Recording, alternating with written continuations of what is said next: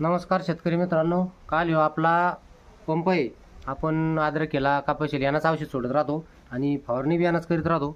पण ह्यो आपला काल औषध मारता मारता हा पंप आपला अचानक मध्येच खराब झाला.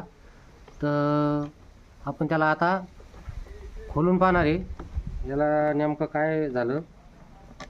पहिले आपल्याकडं पेट्रोलचा पंप होता, त्याच्या पहिले हातपंप होता. हातपंपचं फवारा एवढा म्हणा चालत नव्हता, त्याला ताकदीचं काम लागत होतं. त्याच्यानंतर पेट्रोल पंप आले, पेट्रोलचा दुरुस्तीचा खर्च लय होता. आता त्याच्या बाद आपल्याकडे चार्जिंगचे पंप आले. हे पहा, आता याच्यात हे उंदरानं वायर कत्रेले.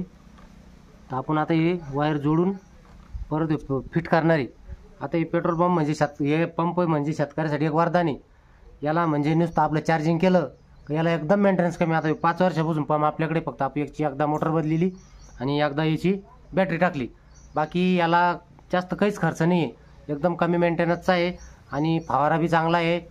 आता हे सगळे शेतकरी, प्रत्येक शेतकरी हेच वापरू राहिला. फवारणीला हेच वापरतो. खत औषध द्यायचे असलं आपल्याला ड्रीपमधून तरी बी हेच वापरतो.